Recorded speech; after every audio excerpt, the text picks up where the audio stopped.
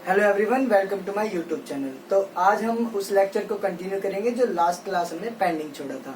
तो मैं आपको क्लास 6 की हिस्ट्री का चैप्टर 2 करा रहा हूं, जिसके 2 पार्ट मैंने प्रीवियस क्लासेस में करा दिए हैं। तो आज हम चैप्टर 2 का 3rd पार्ट जो है 6th क्लास की हिस्ट्री का स्टार्ट करने जा रहे हैं। तो बिना देरी करते हुए लेट्स बिगिन। तो हमने लास्ट क्लास पढ़ा था कि किस तरीके से हिस्ट्री जो है हमें बताती है कि हमारे पास्ट में क्या था, हमारे ज्योग्राफिकल पॉइंट ऑफ व्यू से इंडिया कितना इम्पोर्टेंट था, क्यों हमारे यहाँ पर बहुत सारे ट्रेडर्स आए, अर्ली पीपल कहाँ रहते थे, किस तरीके से सरवाइव करते थे। हमने माउंटेन्स के बारे में पढ़ा, हमने रिवर्स के बारे में पढ़ा, हमने कुछ वैलीज के बारे में पढ़ा। तो आज हम जो है न्यू जो चीज स्टार्ट करने जा रहे हैं वो है हमारी लिवलीहुड, यानी कि मूवमेंट की बात करें तो मूवमेंट ऑफ द पीपल, यानी लोग जो है वो मूवमेंट करते थे, एक जगह से दूसरी जगह लोग जो है ट्रैवल करते थे। तो उसकी वजह क्या थी, क्या रीजन थे कि लोग एक जगह से उठ के दूसरी जगह जाते थे। तो सबसे पहले अगर बात करें तो फॉर लिवलीहुड, मतलब अगर वो जीने के लिए, मतलब सिंपल सी बात है कि एक जगह अगर वो रह रहे हैं और वहां से उन्होंने रिसोर्सेज खत्म कर लिए हैं सर्वाइवल के लिए, तो उन्हें न्यू रिसोर्सेज के लिए दूसरी जगह माइग्रेट करना पड़ता था। तो अपने जिंदा रहने के लिए, जीवन यापन करने के लिए उन्हें एक जगह से दूसरी जगह ट्रैवल करना पड़ता था ताकि अपनी बेसिक नीड्स को वो पूरा कर सके। और नेक्स्ट अगर देखें तो to escape from the natural disaster, क्या होता था कि एक जगह पर कभी कभी नेचुरल डिजास्टर आ जाते थे, प्राकृतिक आपदाएं आ जाती थी। तो उन्हीं नेचुरल डिजास्टर से बचने के लिए भी लोग एक जगह से दूसरी जगह मूव कर जाते थे। दूसरा अगर हम पॉइंट पढ़ें तो to capture land, capture land मतलब लैंड एक बहुत ही इम्पोर्टेंट नेचर का गिफ्ट है, नेचुरल रिसोर्स है जिस पर हम क्रॉपिंग कर सकते हैं और बहुत सारी चीजें कर सकते हैं। मेनली अगर हम बात करें तो सर्वाइवल के लिए अनाज, ग्रेनरी हम लैंड पर ही ग्रो करते हैं। तो लैंड कितनी ज्यादा इंपॉर्टेंट हो सकती है ये हमसे ज्यादा कोई नहीं जानता है। तो लैंड के लिए भी लोग एक जगह से दूसरी जगह माइग्रेट होते थे ताकि वो क्रॉपिंग जो है वो कर सके और अपने सर्वाइवल के लिए ग्रेनरी इकट्ठी कर सके। और नेक्स्ट बात करें तो ट्रेड, लोग जो है उस समय पर एक जगह से दूसरी जगह जो ट्रैवल करते थे वो ट्रेड के लिए भी करते थे। फॉर एग्जांपल अगर कोई पर्सन एक ए प्लेस पर रहता है और ए प्लेस पर उसने कोई प्रोडक्ट बनाया और वो प्रोडक्ट ए प्लेस से लेकर उसने बी प्लेस पर वो प्रोडक्ट सेल कर दिया, और बी प्लेस से कोई नया प्रोडक्ट खरीदा ए प्लेस पर सेल कर दिया, तो इससे ट्रेड होता था एक जगह से दूसरी जगह जाने से। और ट्रेड के साथ साथ जो चीजें होती थी वो भी एक जगह से दूसरी जगह ट्रैवल करती थी लोगों के साथ। इसके साथ ही कल्चर भी ट्रैवल होता था। तो ट्रेड के बाद बात करें तो टू पार्ट्स, मतलब होता है कि अपने जानवरों को चराने के लिए भी वो एक जगह से दूसरी जगह लोग उस समय पर ट्रैवल करते थे। फॉर एग्जाम्पल अगर किसी ने 100 कैटल्स जो है पाल रखे हैं तो उनको खाना खिलाने के लिए या तो उनके पास कहीं दूर से खाना लेकर आओ या उन्हें खाने के पास लेकर जाओ। तो लोग जो है उनके पास खाना लाना थोड़ा सा मुश्किल होता था कैटल्स के पास, तो कैटल्स को ही खाने के पास लेकर जाया जाता था, जिससे भी वो लोग एक जगह से दूसरी जगह मूव करते थे। अगर हम नेक्स्ट पॉइंट की बात करें टू एडवेंचर, एडवेंचर के लिए भी वो जो है एक जगह से दूसरी जगह मूव करते हैं। लाइक आज हम अगर एडवेंचर के लिए शिमला, मनाली जाते हैं तो हम किस पर्पज से जाते हैं, एडवेंचर करने के लिए जाते हैं। तो सेम वो भी अपनी लाइफ में एडवेंचर करने के लिए एक जगह से दूसरी जगह ट्रैवल करते थे। फॉर एग्जाम्पल मान लो उन्हें कोई टेम्पल देखना है तो एक जगह से दूसरी जगह ट्रैवल करते थे, या उन्हें कोई पर्टिकुलर स्पीसीज देखनी है, पर्टिकुलर कोई एनिमल देखना है तो एक जगह से दूसरी जगह ट्रैवल करते थे। हंटिंग एंड गैदरिंग में भी वो एक जगह से दूसरी जगह ट्रैवल करते थे। तो बहुत सारे रीजंस थे जिनकी वजह से लोगों को एक जगह से दूसरी जगह ट्रैवल करना पड़ता था। तो अब हम बात करें impact of these movement, in movement का इम्पैक्ट क्या पड़ा, प्रभाव क्या पड़ा, लोगों की लाइफ में क्या चेंज आया जब उन्होंने ट्रैवल किया। तो ऑब्वियस सी बात है, जब लोग एक जगह से दूसरी जगह ट्रैवल करेंगे तो आपस में कल्चर एक्सचेंज होंगे, आपस में प्रोडक्ट एक्सचेंज होंगे, आपस में जो कमोडिटी होती है, जो चीजें होती है वो एक्सचेंज होंगी, ट्रेड भी एक्सचेंज होगा, साथ ही साथ उनके फेस्टिवल, उनका लैंग्वेज पर भी असर देखने को मिलता है। तो इसी में देखते हैं share the idea and the culture, as like मैंने आपको बताया कि वो लोग अपना आइडियाज, अपने जो कल्चर होते हैं उनको शेयर करते थे। साथ ही साथ over a period of several 100 year people have shared new way of wearing stone composing the music and even cooking food.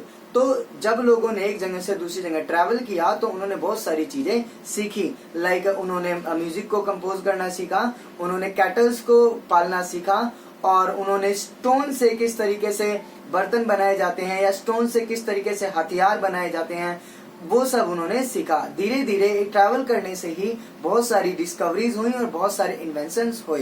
तो सोचो ट्रैवल कितना इम्पोर्टेंट है। अगर एक इंसान ट्रैवल नहीं कर रहा है तो उसको जो आता है उतना ही उसका रहेगा, उसकी जो नॉलेज है वो स्प्रेड नहीं होगी, उसका जो सोच है, जो उसकी थिंकिंग है वो भी बढ़ेगी नहीं। अगर एक इंसान ट्रैवल करता है तो वो लाइफ में बहुत कुछ एक्सप्लोर करता है और अपने आप को बहुत कुछ सिखाता है, जिससे वो दूसरों को भी सिखा सकता है। तो travel is most important thing according to me. हमें अपनी लाइफ में भी थोड़ा बहुत ट्रैवल करना चाहिए ताकि हम भी अपनी लाइफ को एक्सप्लोर कर सके। तो ट्रैवल बहुत ज्यादा इंपॉर्टेंट होता है क्योंकि इससे हम बहुत सारी चीजें सीखते हैं।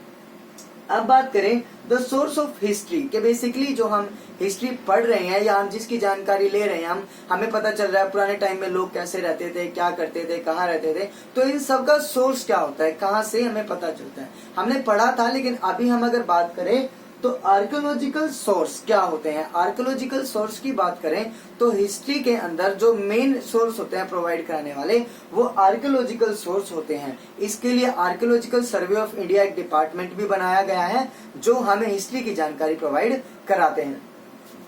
तो it is the study of culture of past and the period of history by examining the remains of building and object found in the ground. Simple सी बात है कि आर्कियोलॉजिकल सोर्स में किस चीज की स्टडी करते हैं कि हम पास्ट में हमारा क्या कल्चर था, हमारा किस तरीके का इतिहास रहा है, उस चीज को एग्जामिन करते हैं अच्छे तरीके से। किस तरीके की बिल्डिंगें बनाई जाती थी, क्या क्या चीजें हमें जमीन के ऊपर मिली हैं, क्या क्या चीजें हमें जमीन के अंदर मिली हैं, इन सब चीजों की स्टडी जो है वो आर्कियोलॉजिकल सोर्स में की जाती है। ये it tell us about the life and other habit of the people before the recorded history. History को रिकॉर्ड करने से पहले भी लोगों का इतिहास था, तो उसी इतिहास के बारे में, उन लोगों की हैबिट के बारे में, उन लोगों की लाइफ के बारे में हमें बताया जाता है कि एक इतिहास हमारे पास, एक हिस्ट्री हमारे पास ऐसी भी है जो रिकॉर्डेड फॉर्म में नहीं है, रिटन फॉर्म में नहीं है। तो वो हमें दिखाते हैं आर्कियोलॉजिकल सर्वे ऑफ इंडिया का डिपार्टमेंट कि किस तरीके से लोग उस समय पे अपने एविडेंस, अपने सबूत छोड़ते हैं। इवन उन्हें लिखना पढ़ना नहीं आता है, किस तरीके से छोड़ सकते हैं। तो वो केव पेंटिंग्स किया करते थे। हम जब केव पेंटिंग्स वाले चैप्टर में आएंगे तो भीमबेटका के बारे में पढ़ेंगे कि भीमबेटका में किस तरीके की केव पेंटिंग्स हमें देखने को मिलती हैं जो पुराने पास्ट के बारे में हमें बताती हैं। जब वो समय होगा जिस समय में लोग लिखना पढ़ना नहीं जानते थे। तो हम बात करें अब रिमेन्स ऑफ बिल्डिंग और मॉन्यूमेंट। अगर हम बात करें बिल्डिंग्स के साक्ष्य, मॉन्यूमेंट्स के साक्ष्य हमें मिलते हैं, तो ये अभी हमें इतिहास के बारे में बहुत कुछ जानकारी देते हैं। बहुत सारी बिल्डिंग्स हैं जो खत्म हो चुकी हैं और बहुत सारी बिल्डिंग हैं जो प्रेजेंट टाइम में अभी हैं।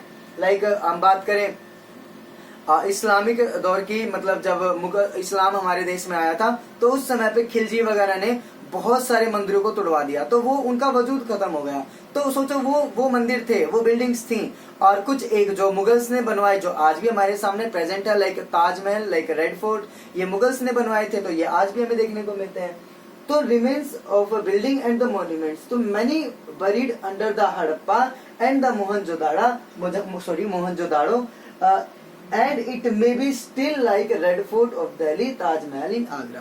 तो सिंपल सी बात है, मोहनजोदाड़ो एंड जो हड़प्पन सिविलाइजेशन है उसके समय पर बहुत सारी बिल्डिंग्स, बहुत सारी सिटीज पूरे तरीके से खत्म हो गई हैं। लेकिन आज के समय पर देखें तो कुछ एक उसी समय की, उसी दौर की चीजें हमें प्रेजेंटली देखने को मिलती है, लाइक आगरा में ताजमहल एंड दिल्ली में रेड फोर्ट। तो अब बात करें हम मॉन्यूमेंट्स, लाइक कौन कौन से मॉन्यूमेंट्स हमें मिल सकते हैं। लाइक टेम्पल्स हमें देखने को मिलते हैं, हमें फोर्ट देखने को मिलते हैं, हमें पैलेस देखने को मिलते हैं, हमें स्तूपास देखने को मिलते हैं। कि चीज की बहुत डीपली मैं आपको इन्फॉर्मेशन प्रोवाइड कराऊंगा, लेकिन अभी हम सिर्फ 6th क्लास के पॉइंट ऑफ व्यू से अगर देखें तो इतना काफी है।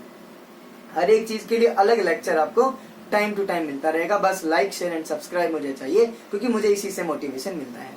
तो हम आगे बात करें तो दे प्रोवाइड इंफॉर्मेशन अबाउट हमें जो है ये जो आर्कियोलॉजिकल सोर्स होता है किस चीज की जानकारी देता है, तो हमें जानकारी मिलती है आर्ट्स के बारे में, हमें उस समय के आर्टिस्ट के बारे में जानकारी मिलती है, हमें आर्किटेक्चर के बारे में जानकारी मिलती है, हमें सोशल एंड इकोनॉमिक सोसाइटी क्या थी, सोसाइटी का सोशल व्यू क्या था, इकोनॉमिक व्यू क्या था, इस सब की जानकारी हमें इस तरीके के रिसोर्सेज से मिलती है।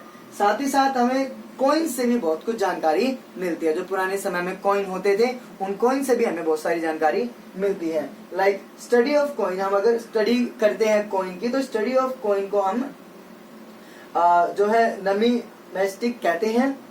तो जो नुमिज्मेटिक होता है, नुमिज्मेटिक जो होता है स्टडी ऑफ कॉइन होता है।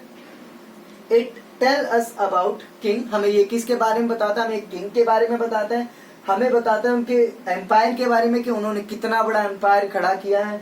हमें इससे पता चलता है उस समय की डेट के बारे में, हमें पता चलता है लैंग्वेज के बारे में। तो coins tell us many more about the history, many more things about the history.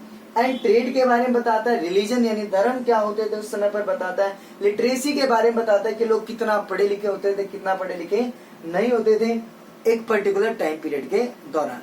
तो सिक्के हमें, जो हमारे कॉइन्स होते हैं, हमें बहुत कुछ जानकारी देते हैं। बस ये बात याद रखनी है कि स्टडी ऑफ कॉइन जो होती है वो नुमिज्मेटिक कहलाती है। आगे हम बात करें तो एग्जाम्पल के तौर पर जो समुद्रगुप्त के समय पर जो सिक्के होते थे उसमें समुद्रगुप्त वीणा बजाते हुए दिखाया गया है। तो हमें पता चलता है कि समुद्रगुप्त जो था एक काफी अच्छा वीणा वादक था।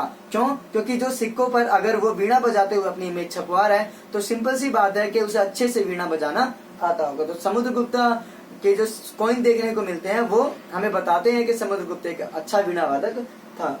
उसके बाद बात करें तो अदर ऑब्जेक्ट, बहुत सारे ऑब्जेक्ट अदर भी होते हैं जो हमें हिस्ट्री की जानकारी देते हैं, जैसे कि पुराने समय में मिलने वाले टूल्स, पुराने समय में मिलने वाले वेपन्स, पुराने समय में मिलने वाले pots, pans and the ornaments. ये भी हमें इतिहास की काफी जानकारी देते हैं। अगर हम बात करें आर्ट क्राफ्ट की, तो जो हमारे आर्ट फैक्ट है, आर्ट फैक्ट क्या बताते हैं कि आर्ट फैक्ट मतलब हमें पेंटिंग से रिलेटेड, आर्ट से रिलेटेड भी बहुत सारे ऐसे रिसोर्सेज मिलते हैं जो हमें हिस्ट्री की जानकारी देते हैं। फॉर एग्जांपल हमें पुराने जमाने की पेंटिंग्स देखने को मिलती हैं, हमें पुराने जमाने के जो है स्कल्पचर्स देखने को मिलते हैं, हमें पोएट्री देखने को मिलती है, हमें food, habit, clothing, means of entertainment की भी बहुत सारी चीजें देखने को मिलती हैं। तो हमारे सामने बहुत सारी ऐसी चीजें हैं जिनको मैंने वन बाय वन आपको बताया है, और ये सभी चीजों की जानकारी जो हमें archaeological survey of India provide कराता है, जिसकी वजह से आज मैं आपके सामने ये सब चीजें बता पा रहा हूँ। तो ज्यादा बड़ा लेक्चर ना करते हुए इस लेक्चर को मैं यहीं स्टॉप करता हूँ।